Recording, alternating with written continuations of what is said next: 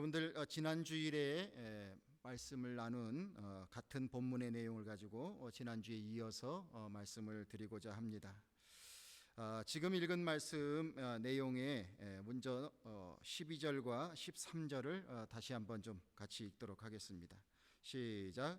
이는 다름 아니라 너희가 각각 이르되 나는 바울에게, 나는 아볼로에게, 나는 게바에게, 나는 그리스도에게 속한 자라 하는 것이니 그리스도께서 어찌 나누었느냐? 바울이 너희를 위하여 십자가에 못 박혔으며 바울의 이름으로 너희가 세례를 받았느냐? 자, 지난주에 이어서 이번 주에 드리는 말씀도 여러분들이 못하기 때문에 잘해야 된다 이렇게 드리는 말씀이라기보다는 우리말에 이런 말이 있죠. 달리는 말에 채찍을 가한다. 하나님께서 우리에게 주신 귀한 사명이 너무나도 크고 중차대하기 때문에 우리가 이런 말씀을 통해서 내 자신과 우리 공동체를 돌아보면서 다시 한번 마음에 귀한 결단을 하는 그런 말씀을 듣는 시간이 되시기를 바랍니다. 조금 전에 읽은 말씀 보면은 그것을 통해서 좀 이상한 것을 느끼게 됩니다. 여러분들 그리스도의 몸된 교회라고 한다면 교회명 그냥 교회지 교회가 무슨 파가 필요합니까? 그렇죠? 그러나 분명한 것은 고린도 교회에 바울파, 아볼로파, 게바파, 그리스도파 이런 네 파로 나누어져 자신의 소속을 정하고 집단을 만들어가고 있었던 것을 볼 수가 있습니다. 바울파는 고린도에 전도를 하기를 힘쓴 바울을 흠모하는 사람들이 모여서 만든 파입니다. 아볼로는 말을 참 잘하는 사람인데 성경 공부를 잘 시켜주는 이 아볼로를 흠모하는 사람들이 모인 것입니다. 게바는 베드로를 얘기하는데 베드로를 신앙의 구심점으로 삼고자 하는 자들, 그런 사람들의 모인 파입니다. 또 그리스도파는 예수님을 매개로 해서 좀 신앙의 순수성을 더 강조하고 흠모하는 자들의 모임이었습니다. 각 파의 대표로 고명이 되는 분들, 바울, 아볼로, 베드로, 예수님, 이분들의 의중은 아랑곳하지 아니하고 자기들 좋은 대로 파를 형성하고 그분들의 이름을 이용했습니다. 이것은 이용이 아니라 어떻게 보면 도용이다, 이렇게 표현을 해야 더 정확할지도 모르겠습니다. 그런데 왜 교회에 이런 일들이 생기는가? 그 중요한 이유가 있습니다. 그들이 예수님을 믿고 주님을 믿는다고 고백하고 그리스도인이 됐기는 되었지만 아직 진정으로 성화가 되지 못하는 것입니다. 그래서 세상에서 그동안 살아오던 습관, 이해를 버리지 못하고 교회 안에서도 여전히 세상적인 행동을 반복하고 있는 것입니다. 명목상으로는 신앙인이지만 진정으로 주님 안에서 거듭나지를 못했습니다. 그러기에 경건의 모양은 있지만 경건의 능력은 아직 갖추지 못하고 있습니다. 그런 사람들은 온통 자기가 그동안 살아왔던 경험했던 그런 이해의 방식으로 교회를 대하려고 하는 거죠. 한때에 제 귀에 이런 소문이 들려왔습니다. 저는 이제 우리 새 교우님들하고 소문이 들리면 그걸 나누지 말자, 이제 이런 말씀도 드리고 하는데, 자, 어쨌든 교훈을 삼기 위해서 좀 말씀을 드려봅니다. 제 귀에 어떤 소문이 들리냐면 우리 교회는 목사님이 좋아하는 4인방이 있다, 이런 얘기가 제 귀에 들렸습니다. 목사님이 좋아하는 4인방이 있다. 여러분들, 이 표현 자체가 신앙적인 표현입니까? 아닙니까? 어디 성경을 보십시오. 그런 표현이 있습니까? 그런데 그런 소문을 제 귀에까지 들어왔습니다. 이것은 전혀 신앙적인 표현이 아닐 것입니다. 제가 알지 못하는 4인방이라는 건 도대체 누구며 왜 이런 얘기를 교인들 간에 회자해야 됩니까? 이것은 분명 신앙인의 표현이 아닙니다. 혹시 자신이 그 4인방에 들어가신다고 손 들고 계신 마음속으로 나구나 이렇게 생각하시는 분이 계실지 모르겠어요. 저도 모릅니다. 누가 4인방인지. 안 되는 거죠. 물론 사람마다 사람에 대한 선호도가 다르고 신앙생활하는 것도 어떤 사람은 체험을 중시하는 사람, 어떤 사람은 말씀을 중시하는 사람, 어떤 사람은 합리적인 이해를 중시하는 사람, 어떤 사람은 교리 장정을 더 중요하게 하는 사람, 다양한 사람들이 교회 안에 존재합니다. 그러나 교회 안에서 자신이 추종하는 사람들을 정하고요, 특별히 당신은 누구에게 세례를 받았느냐 이렇게 해서 자신들의 지도자, 이 사람은 지도자고 이 사람은 아니다 이렇게 하면서 그룹을 만들어서 마치 무슨 정당 활동하듯이 그렇게 하는 것은 그리스도를 머리로 모셔야 될 교회가 해야 될 모습은 전혀 아닌 것입니다. 파를 형성하는 본인 자신들은 그렇게 생각하지 못할지 모르겠지만은 교회 안에 분파가 생기면 이것은 마치 꼭 우리 몸에 암덩어리가 생기는 것과 마찬가지입니다. 결국 교회는 약화가 되고 교회의 분열이 조장되고 교회는 서서히 그 경건의 능력을 상실하게 되어 있습니다. 이 모습은 주님의 뜻과는 아주 거리가 먼 그냥 사탄이 덩실덩실 춤을 출 사건입니다.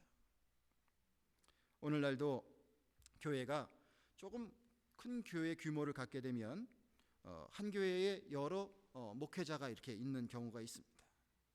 그러다 보면 사람들의 그 생각과 마음이 사회 속에서 우리가 경험하고 누리고 있는 것을 그대로 교회에 적용하려고 해요.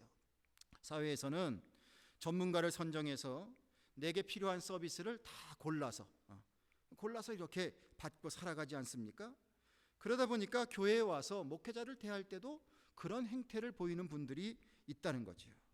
설교는 가목사님이 하는 게 좋고, 신방은 나목사님 스타일이 좋고, 성경 공부는 다목사님이 하는 게 정말 좋고, 기도회는 라전도사님이 하는 게 정말 딱이다. 이렇게 선별하는 작업을 해서 그 선호도에 따라 신앙생활을 하려고 합니다. 예수님 중심의 신앙생활이 아니라 특정인 중심의 자기의 선호도에 따라서 그렇게 사람을 추구하게 되어 있고, 그렇게 모이는 사람들이 그룹이 되게 되고, 이것은 결국은 그 교회 공동체 전체에 큰 부담이 되고 분열의 불씨가 되게 됩니다. 그러다 보면 언제 교인들이 갈라져서 나갈까? 이런 염려가 생기게 되고요, 이것이 심해지게 되면 심지어는 서로를 감시하는 그런 모습으로까지 교회가 변질되고 있습니다. 저도 LA에서 부담임 목사로 있을 때 이런 유혹으로부터 제 자신을 지키는 것이 큰 과제 중에 하나였습니다. 어떤 때는 담임 목사님 계시지 않을 때 제가 1, 2, 3부 설교를 다 해야 될 경우가 있었습니다. 근데 그 교회 안에 여러 가지 이슈로 좀 양분된 그룹들이 있었어요. 그런데 설교를 마쳤는데 서로 양분된 그룹에서 어떤 분들이 오셔서 이런 표현을 하는 거예요. 제가 자신들이 좋아하는 설교를 했다는 거예요. 자, 양분된 두 파가 있으면 제 설교는 이쪽에만 좋고 이쪽엔 안 좋아야 되잖아요. 그런데 반응이 서로 양쪽이 다 제 설교가 좋다는 거예요. 그러더니 어떤 분은 이런 말까지 합니다. 우리가 이런 설교를 듣고 살아야 되지 않습니까? 그러면서 저를 와 끌어안는 거예요. 얼마나 당황했는지 모릅니다. 그런데 사실은 제 설교가 특별한 것이 아니라 저를 자신들의 편으로 만들고 싶은 거죠. 특히 목회자 중에서 자신들의 편을 들어주면 얼마나 신이 나겠습니까? 저는 분열의 유혹에 빠지지 않도록 기도했습니다. 그럴 때마다 이 일을 주님이 기뻐하실까? 그렇게 생각할 수 있는 생각의 시간이 주어졌고, 그렇게 하다 보니까 제가 가야 할 곳과 가지 말아야 할 곳을 구분할 수 있게 되었습니다. 오란다고 다 가는 거 아니죠. 그렇죠? 그걸 구분할 수 있게 되었습니다.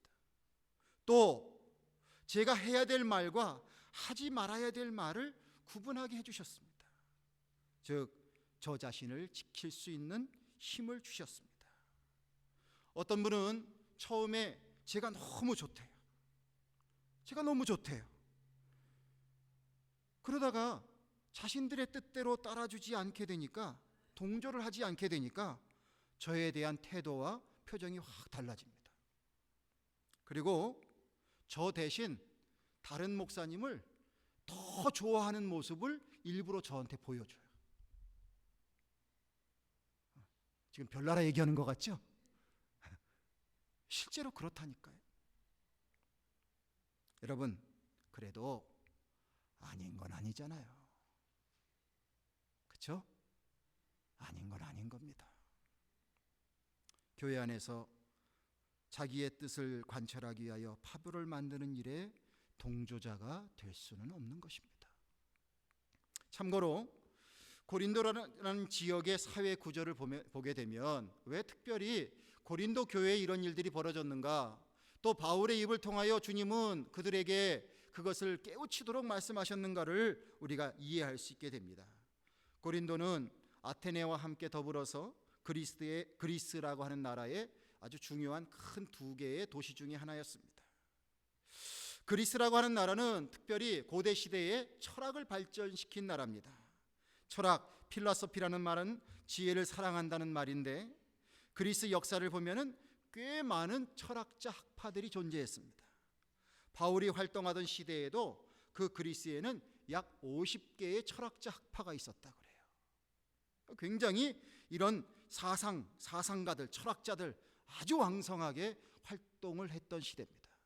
그래서 어떤 사람들은 이렇게 얘기합니다. 인간의 지식과 지혜와 이것이 언제 무르익었느냐? 이미 그리스 시대에, 고대 그리스 시대에 우리 인간들이 가지는 많은 사상의 구조는 이미 완성이 됐다, 이런 표현도 쓰기도 합니다. 그런데 그 사회에서 살아가는 사람들이 자기가 좋아하는 철학자, 사상가를 중심으로 그것을 추종하게 되었고요, 이것이 자연스러운 파를 형성하게 되었고, 그것이 세력이 형성되었고, 사회 구조가 그렇게 흘러가고 있었다는 것입니다. 그러기에 이런 사회 속에서 잔뼈가 굵은 사람들이 그런 생각 속에서 살아가는 것, 이런 형태로 살아가는 것이 너무나 자연스러웠던 거예요.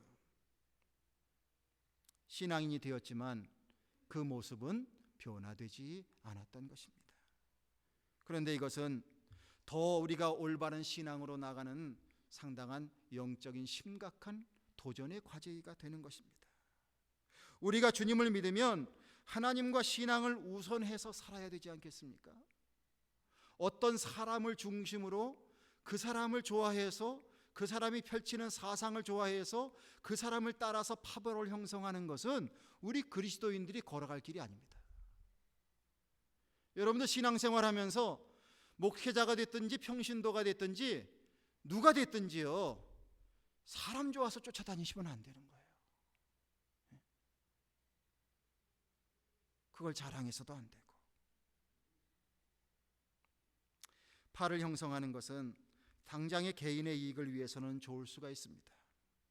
어렸을 때 이렇게 생각을 해보면, 목회를 다니시는 아버지를 따라다니다 보면요, 가는 동네마다 그 파가 있더라고요.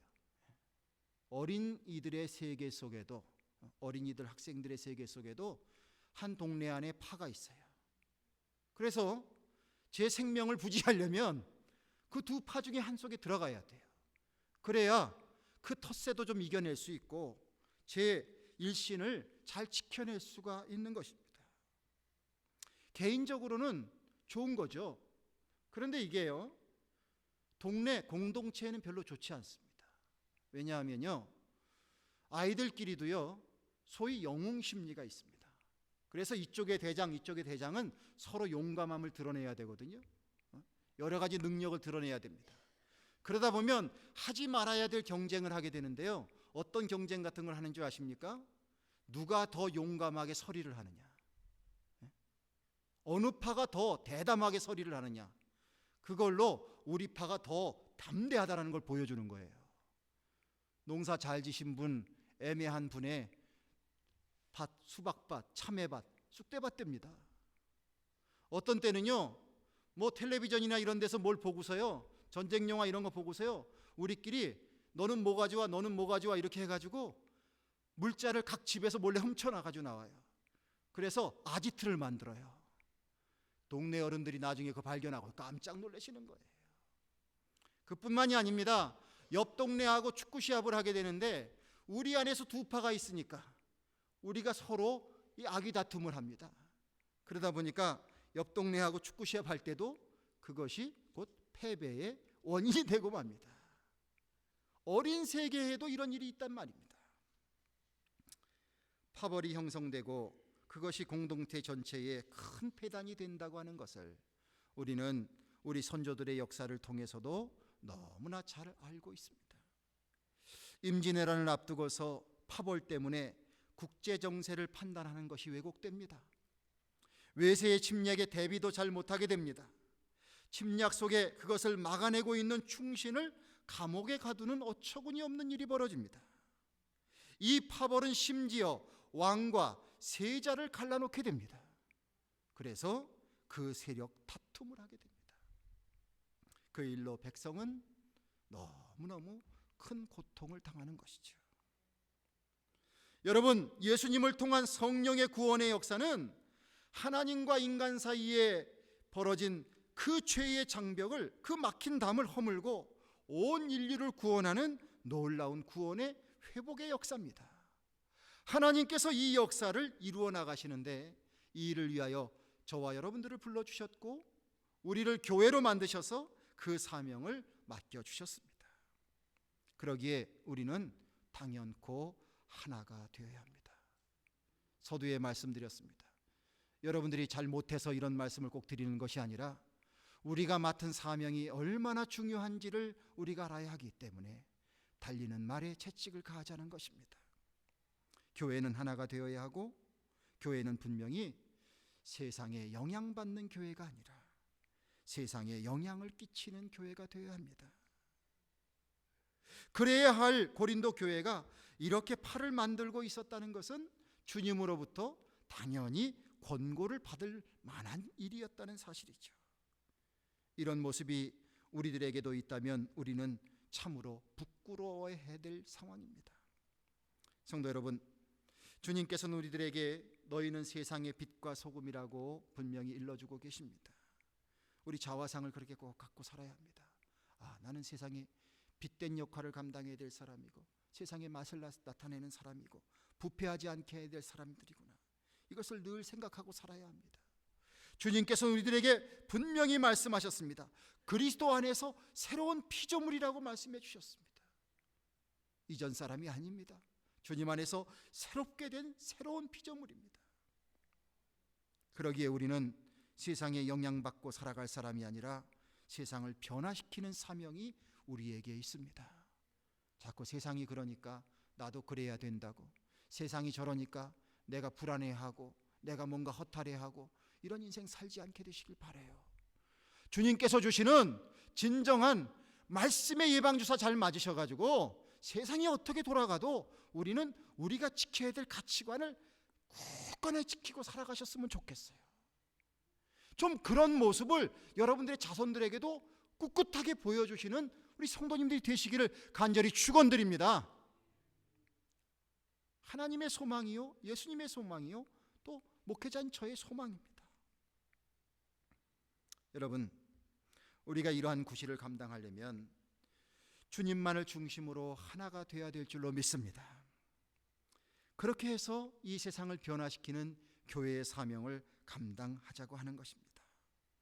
주께서 우리에게 새술은 새 부대에 넣으라고도 가르쳐 주셨어요. 예수님을 믿고 우리는 새로운 피조물이 되었습니다. 우리는 우리의 하나님이 원래 우리를 지어주신 자화상을 회복하게 됩니다. 이 세상의 빛과 소금을 감당해야 될 자들입니다.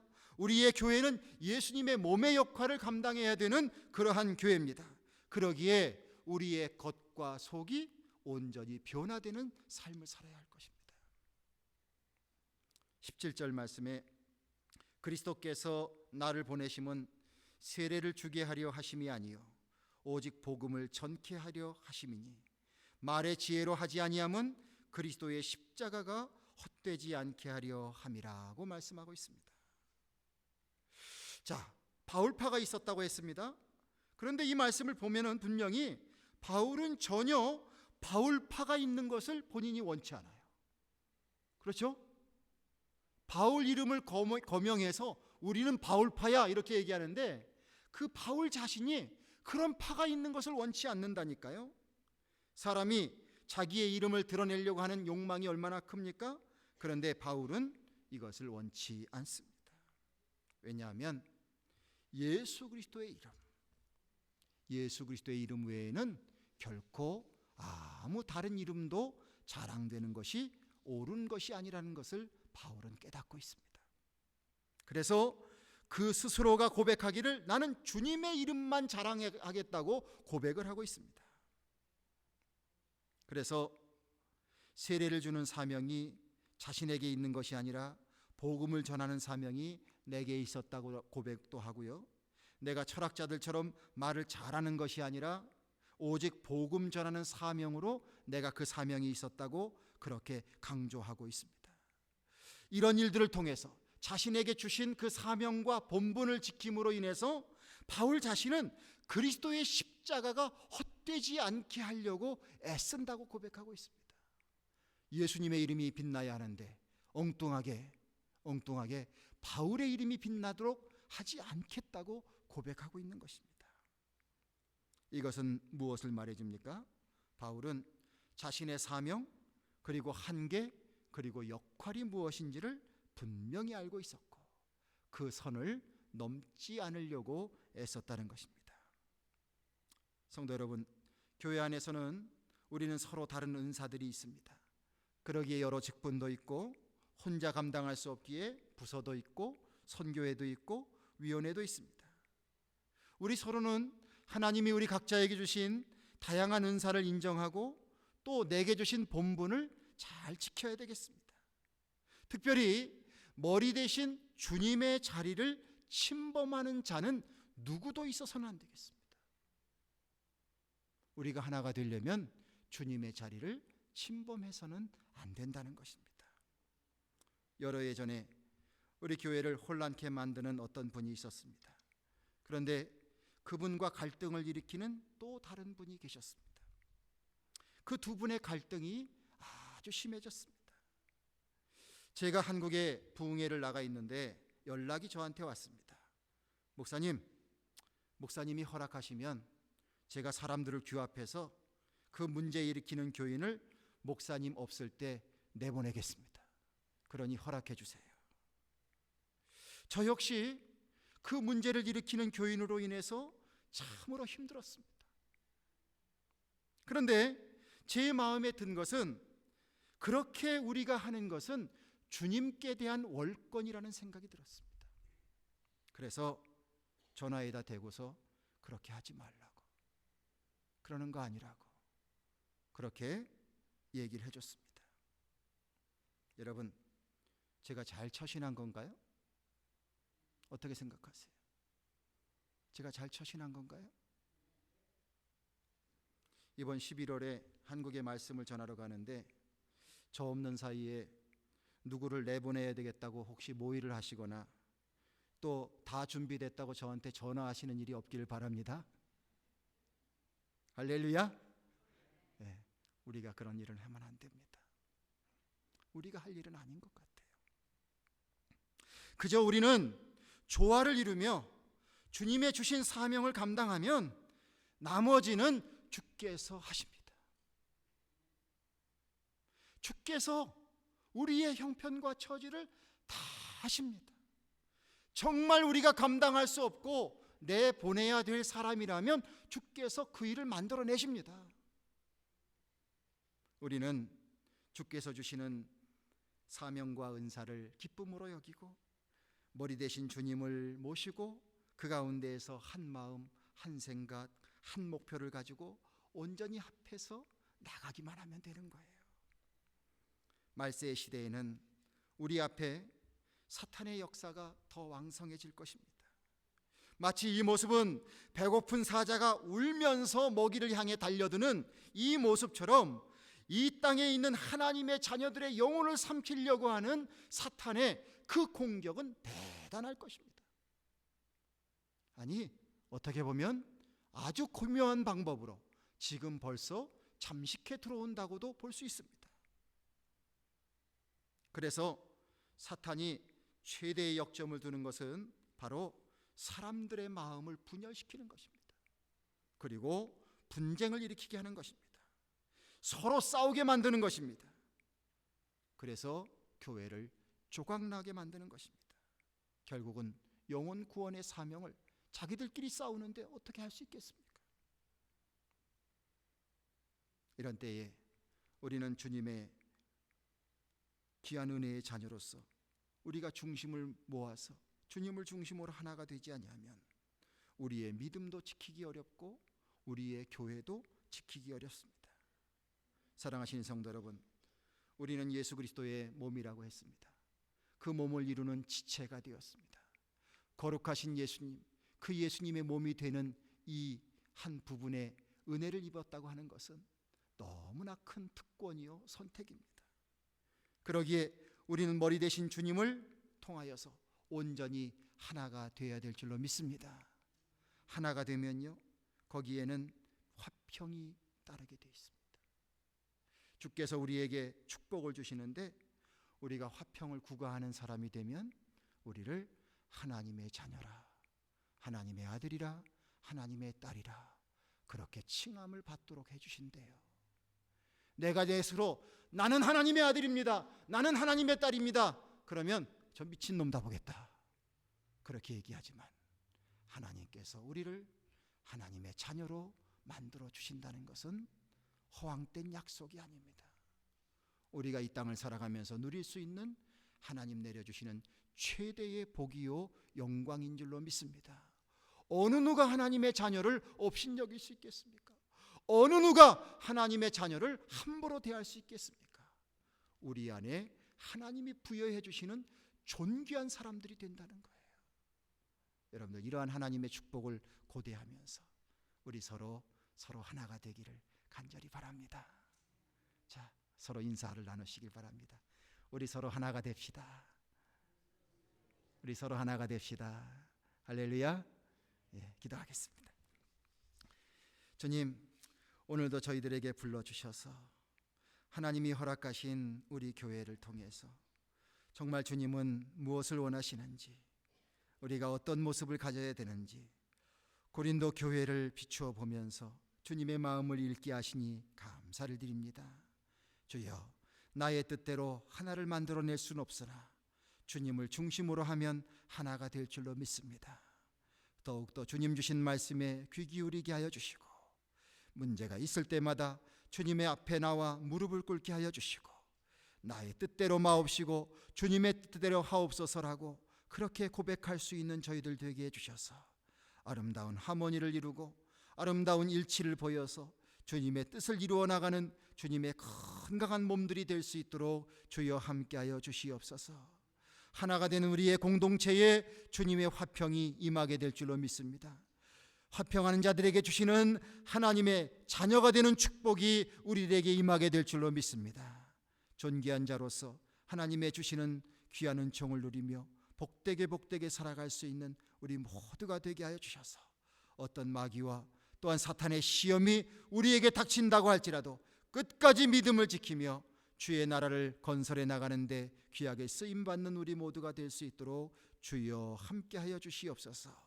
이 큰 일이 우리에게 주어져 있음을 생각하며 우리가 이 큰 나라와 또한 이 사명을 위하여 기도할 수 있는 우리 모두가 될 수 있도록 주님 축복하여 주시옵소서. 예수님의 이름으로 기도드리옵나이다. 아멘.